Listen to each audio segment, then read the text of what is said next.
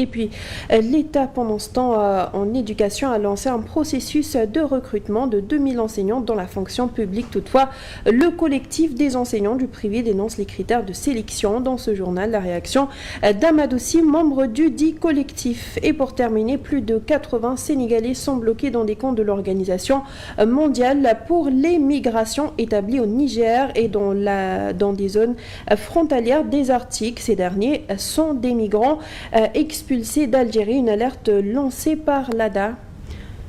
Ce sera tout pour les titres. Le développement, c'est tout de suite.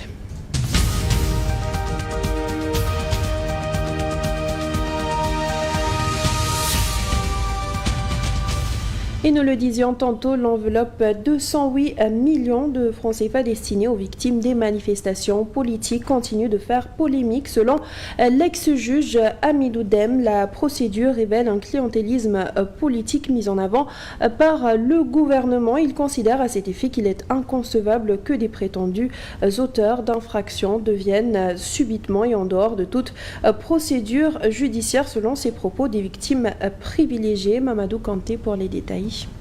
Ces décisions des nouvelles autorités d'accorder des compensations financières et assistance aux citoyens considérés comme étant des victimes des manifestations politiques entre 2021 et 2024 est le sujet qui alimente presque tous les débats. Des débats souvent controverses, notamment sur la procédure d'indemnisation que l'ex-juge Hamidou Dème qualifie de partisane. Selon lui, la patrimonialisation de l'État et le clientélisme tant décriés ces dernières années persiste de plus belle avec la gouvernance du PASTEF. Selon lui, la seule appartenance à un parti politique ou le soutien à un homme politique ne doit faire bénéficier de privilèges quelconques qui sont de nature à rompre l'égalité des citoyens devant la loi.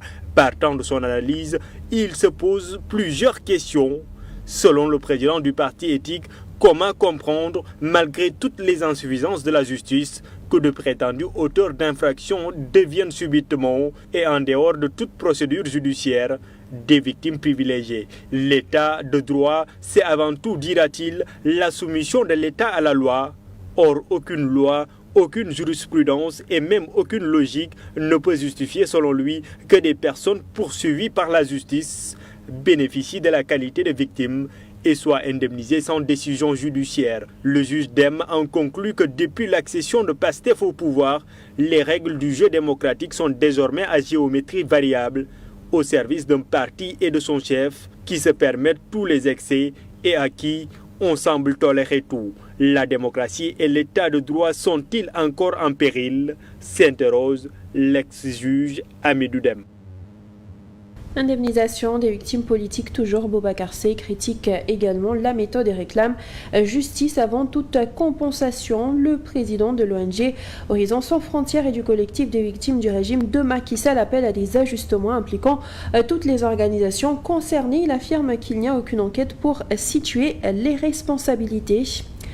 Sur ce, direction Pikine Technopole où la situation est alarmante. Des essaims d'insectes envahissent littéralement l'espace, exposant les riverains à un risque sanitaire majeur. La démoustication massive, le drainage des eaux stagnantes ainsi qu'un renforcement de la surveillance sanitaire doivent être mis en œuvre sans tarder. C'est une doléance des habitants.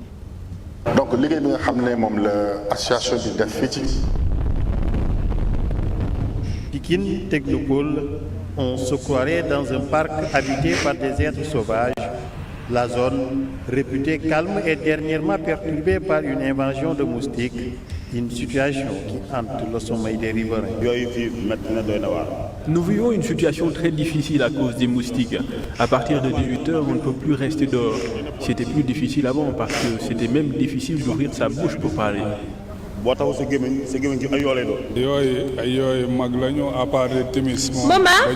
sont de très grands moustiques et c'est vers 19h qu'on commence à les voir. Ils nous piquent partout et ça fait très mal. Et c'est tous les jours. On est obligé d'allumer le feu avec la fumée. Souvent, parfois, ils tombent. Ce lac serait le dortoir de ces insectes. Aux alentours se tiennent d'autres activités connexes des fleuristes contraints de vivre avec malgré les risques. D'autres utilisent des produits pour se protéger et d'autres essaient de porter de gros habits.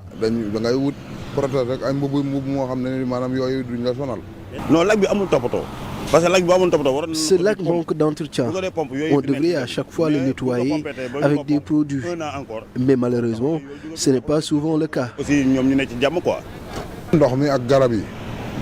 Les moustiques vivent dans le lac et au niveau des arbres. La promptitude de l'intervention des autorités est espérée pour secourir les habitants. Nous n'avons vu aucune autorité. Nous souffrons et nos enfants tombent très souvent malades à cause des moustiques. En plus, les parents, cette situation nous désole. Ils doivent nous aider et essayer de nettoyer le lac. C'est la seule solution.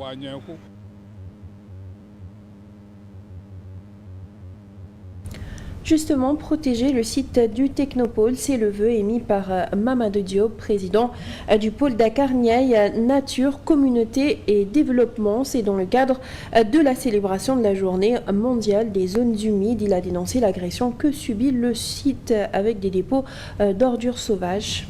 Le Technopôle est un site extrêmement riche en biodiversité, mais aussi c'est une zone humide par excellence qui est un réceptacle naturel des eaux de pluie au niveau parce que nous savons tous que jusqu'à présent les menaces sont aussi tenaces, parce que comme vous l'avez si bien dit, nous avons vu des remblais, des dépôts d'ordures sauvages, mais aussi des dépotoirs d'ordures, etc. Et des gens qui cherchent aussi à grignoter le Technopôle pour avoir des espaces où mettre des parcs ou d'autres activités. Alors nous allons continuer de faire le plaidoyer, mais surtout en s'appuyant sur les différentes parties prenantes, notamment les 8 communes qui sont autour du Technopôle, les organisations communautaires de base et tous les autres acteurs, y compris aussi le comité de gestion de la réserve urbaine, pour qu'ensemble qu'on puisse continuer à faire le plaidoyer, mais aussi à réaliser des actes qui vont aller dans le cadre.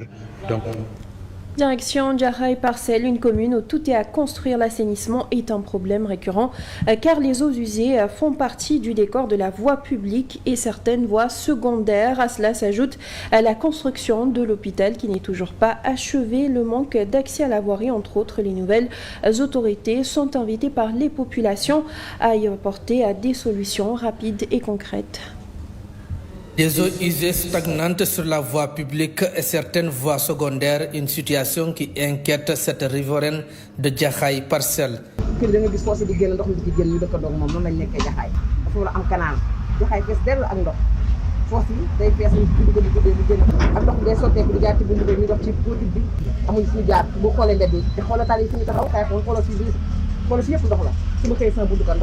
Djahaï Parcelles est bien assis sur le plan cadastral, mais l'assainissement est un problème réel. Le maire interpelle. Nous avons choisi l'axe entre Cyber et le rond-point Sénélec. C'est-à-dire c'est l'axe qui passe par plusieurs quartiers de ce qu'on appelle nous ici le jargon Djahaï 1. C'est un axe qui est mouillé 12 mois sur 12. Nous lançons un appel envers l'État central pour que tout simplement le plan de canalisation de Djahaï soit quand même réalisé. Au-delà, il y a d'autres problèmes décelés. Il y a également l'hôpital de Djahaï, dont les travaux ont démarré depuis le plan Djahaï en 2008-2009. L'hôpital est encore jusqu'à présent en 2025 inachevé. Mais nous, ce que nous voulons, c'est l'achèvement, que les travaux démarrent, qu'on puisse achever l'hôpital, qu'on puisse équiper et qu'on puisse affecter un personnel pour que l'hôpital soit fonctionnel. La commune de Djahaï Parcelles est lésée dans les programmes étatiques selon la sous-préfecture. Je vois que Djahaï Parcelles est lésée. Certes, il y a des programmes qui sont en cours qui vont venir. Ça, déjà, le Promoville a déjà lancé un programme qui va bientôt démarrer dans les jours à venir. L'État a certes veut faire, mais il y a des lenteurs. Il y a des lenteurs compte tenu du changement du régime. Djahaï Parcelles, tout est à construire. En éducation, à présent, les étudiants de l'UCN en marche pacifique ce lundi pour exiger le respect de leurs droits. À cette occasion, ces étudiants décrètent une cessation des activités pédagogiques pour permettre donc cette mobilisation générale. Dans un communiqué, la coordination a souligné que cet événement est l'occasion pour tous les étudiants de l'établissement, sans exception, de se faire entendre. Nous reviendrons là-dessus avec plus d'images et plus de détails. En attendant, on reste toujours dans le secteur de l'éducation. On en parlait dans les titres. L'État a récemment lancé un processus de recrutement de 2000 enseignants dans la fonction publique. Toutefois, le collectif des enseignants du privé dénonce les critères de sélection. Parmi ces critères décriés, il y a la limite d'âge. Kader Sissé s'est entretenu ce matin avec Amadossi, membre justement du dit collectif. Désolation, frustration, inquiétude. 3 mots pour décrire l'état d'esprit actuel des enseignants des établissements privés du Sénégal après le bouclage du processus de recrutement de 2000 enseignants initié par les nouvelles autorités. Le collectif des enseignants du privé ne partage pas les procédures mises en place devant aboutir à la sélection de ces 2000 enseignants. L'État n'a pas pris son temps pour se concerter, pour voir quelles sont les niches où il peut recruter de vrais enseignants. Qu'entendez-vous par vrais enseignants? Des enseignants diplômés qui ont le CAP, le certificat d'aptitude pédagogique, ou bien le CAP, le certificat élémentaire d'aptitude pédagogique. Mais ce diplôme-là, on doit le valoriser. Parmi les critères de recrutement, ces enseignants du privé s'insurgent contre celui relatif à la limite d'âge. Parce que ça n'a aucun sens de limiter l'âge par rapport à un enseignant. Pour être un enseignant chevronné, mais c'est à partir de 35 ans jusqu'à 55 ans. L'expérience compte. L'âge n'est pas un handicap, l'âge est un atout. Une occasion également pour ce syndicaliste de dénoncer la précarité dans leur secteur. Toujours la peur dans le ventre. Tu n'as pas le droit de te syndiquer. On te paye des salaires misérables. Est-ce que tu peux comprendre un enseignant qui reçoit 40 000 francs, 50 000 francs par mois? L'État avait signé avec une convention collective, mais ces gens-là ne le respectent pas. À l'État du Sénégal, le collectif des enseignants du privé réclame une discrimination positive dans les recrutements, à défaut d'une refonte de leur secteur. Direction Kédougou, la protection du fleuve Gambie reste une question cruciale. La deuxième édition justement du festival des 48 heures de l'initiative citoyenne pour la protection du fleuve Gambie, en collaboration avec le Forum civil, lance la sensibilisation. Il s'agit notamment d'inviter les autorités lors de la conférence scientifique à se mobiliser davantage pour sa survie. La seconde édition du festival Kédougou River s'est tenue ce week-end au bord du fleuve Gambie. Ce dernier a été organisé par l'initiative pour la protection du fleuve Gambie, ICP-FG. C'est pour conscientiser l'opinion et les différents acteurs sur les enjeux environnementaux et surtout sur la protection et la valorisation du fleuve Gambie. C'est pourquoi aujourd'hui, quand nous parlons de Gambie, nous basons toujours sur la situation au niveau de la Falémé. Et ce que nous n'acceptons pas, que ce fleuve-là ait le même sort que la Falémé.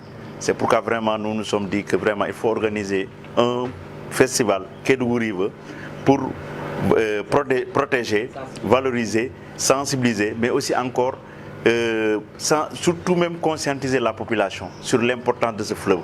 L'ICP-FG et ses partenaires ont choisi un parrain de cette deuxième édition qui a souligné une avancée significative sur le plan de la protection de l'environnement. Toute personne qui initie des actions dans l'intérêt de la région de Kédougou, la presse a fait écho de Kédougou jusqu'à Dakar. Et fort heureusement, vous avez été entendu par les autorités locales parce que j'ai reçu un arrêté qui a été pris par le sous-préfet de Bandafassi, si je ne me trompe pas, M. Youssouf Faye, c'est son nom, interdisant la baignade, mais également certaines activités minières au niveau du fleuve, enfin au niveau du bras du fleuve Gambie. Parce qu'on l'a vu à la télévision, on l'a vu partout, défendre vraiment les intérêts même d'environnement. Nous l'avons vu parler de transparence. Parce qu'aujourd'hui, s'il n'y a pas de transparence dans nos activités, que ce soit les activités extractives, que ce soit aussi les activités dans le gouvernement, la bonne gouvernance, on n'ira nulle part. Un festival qui a eu comme différentes activités une conférence scientifique sur la protection du fleuve Gambie, un concours de poésie pour inciter les populations à la protection, mais aussi un concert sur le respect de l'environnement, particulièrement celui du fleuve Gambie. Birahim Seck, coordonnateur national du Forum civil, plaide en faveur des populations locales, toujours bien sûr sur la question de la protection et de la sauvegarde du fleuve Gambie. Il demande la mise en œuvre des décrets visant à protéger les populations locales pour qu'ils puissent bénéficier des rentes de cette responsabilité sociétale d'entreprise, surtout celles installées à Kédougou. Oui, ce qui est important, c'est par rapport à ce que l'association a fait, notamment par rapport à la situation et pour la responsabilité sociétale d'entreprise, notamment ces entreprises qui sont à Kédougou. Oui, le président de la République récemment l'avait dit par rapport à ces sociétés qui exploitent l'or, notamment à Kédougou. Alors, il s'agit là d'améliorer quand même leur RSE, parce que ces populations locales doivent sentir les rentes de cette exploitation. Et nous demandons au président de la République de prendre d'autres décrets pour davantage protéger les populations qui en ont besoin. Alors, il faut davantage protéger toujours ces populations et cela encadre toujours et renforce les droits des populations, notamment là-bas. De encadrer, de renforcer droit aux populations au niveau de la base. Nous l'annoncions dans les titres, plus de 80 Sénégalais sont bloqués dans les camps de l'OIM établis au Niger et dans les zones frontalières désertiques. Ces derniers sont des migrants expulsés d'Algérie. Par ailleurs, 35 de ces Sénégalais sont retenus à 50 km de Niamey, la capitale nigérienne. 33 se retrouvent au niveau du camp d'Assamaka et 14 sont fixés à Arlit. Les premiers doivent être rapatriés demain mardi d'après l'ADA. En sport à présent, refonte du mouvement Navétane sur instruction du président de la République pour mettre un terme aux violences. Les acteurs sont en phase et donnent des pistes de solutions, de la sensibilisation aux mesures répressives, sans oublier l'approche occidentale. Pape Amar Bodj, le président de l'ODCAV de Mbour, dresse le tableau. Troubles à l'ordre public et violences de tout genre avaient toujours côtoyé les activités du mouvement Navétane. Malgré des suspensions ça et là, la tutelle n'avait jamais pu contenir cette vague de violence. Face à ce constat alarmant, le chef de l'État, Bassirou Diomaye Faye, a donné instruction au ministre chargé des Sports d'organiser des concertations. Une nouveauté? Pas vraiment, même si du côté des organismes de coordination, la démarche est à saluer. Durant 3 jours, nous avons fait la synthèse de toutes les recommandations issus des concertations régionales pour sortir un document final qui a été proposé à l'État du Sénégal. Donc nous sommes preneurs pour les concertations, pour les réformes. Accuser les associations sportives d'être à l'origine de cette violence galopante dans les stades, c'est ignorer les réalités qui se greffent au monde des Navétanes. Les stades sont des exutoires, donc les gens prennent prétexte des activités navétanes pour commettre des violences, une violence inacceptable, inouïe, qui doit être sanctionnée à sa juste valeur. Nous, mouvements sportifs, tout ce qu'on peut faire, c'est de prendre des sanctions sportives. Faire du mouvement Navétane un levier de développement du civisme et de la promotion d'une citoyenneté constructive, tel est le vœu du chef de l'État. Pour les connaisseurs, la reprise du modèle occidental alliant sport et études s'impose.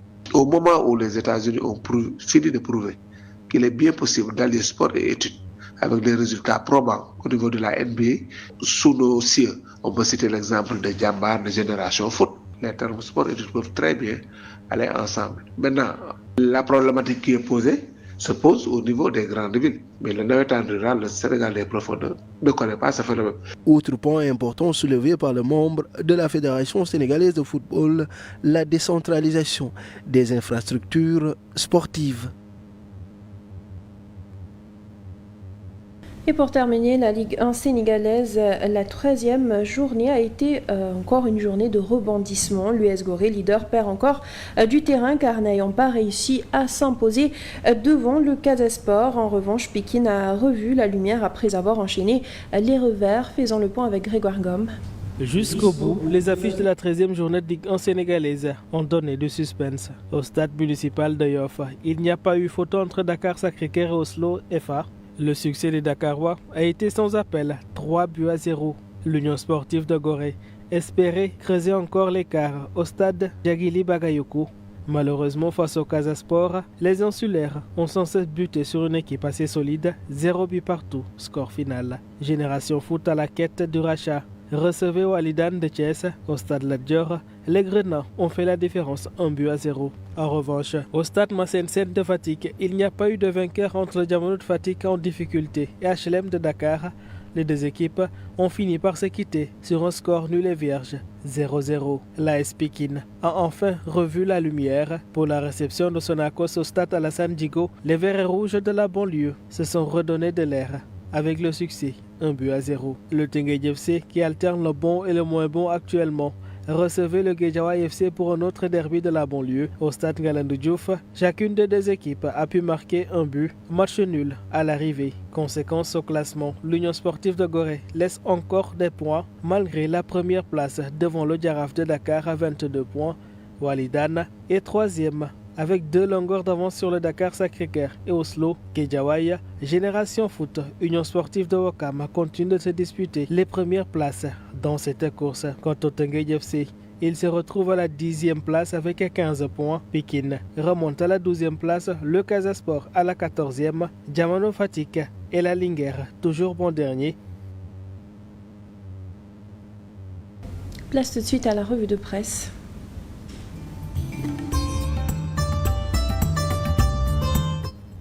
Bonjour, nombreux sont les journaux qui sont revenus sur les débats suscités par la décision des autorités d'accorder des compensations financières à des citoyens victimes de violences politiques enregistrées au Sénégal entre 2021 et 2024. Selon le journal Le Quotidien, des chèques et des questions. Selon le journal, l'État devrait passer par la voie judiciaire pour procéder à l'indemnisation des victimes de violences politiques de mars 2021 à février 2024. L'ancien juge Ibrahim Hamidou Dème, par exemple, dont les propos sont repris par le journal Le Quotidien, fait partie des personnalités qui défendent cette position.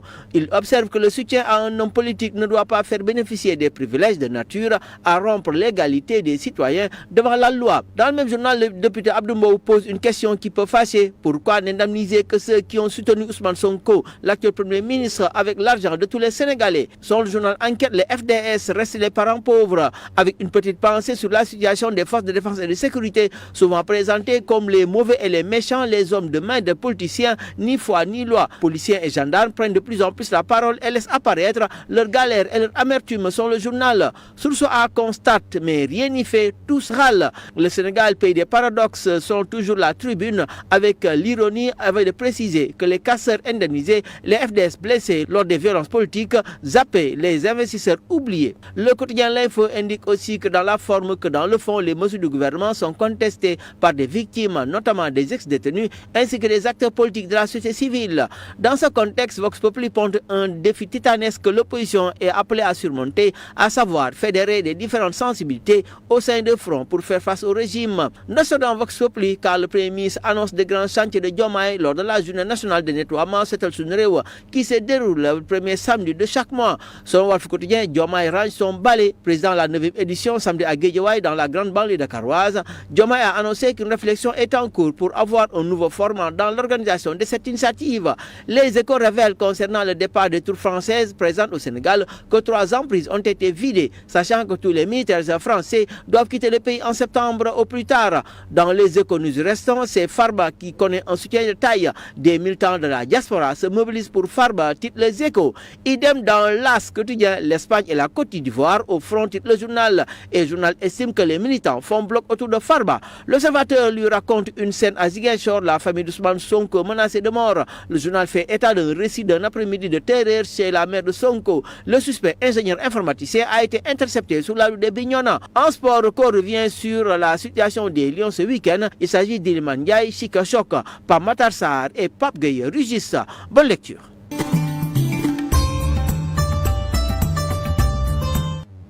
c'est la fin de ce journal. Merci à vous de l'avoir suivi. À 14h, vous avez le Wolof. Merci, bonne suite de programme sur la 7 TV.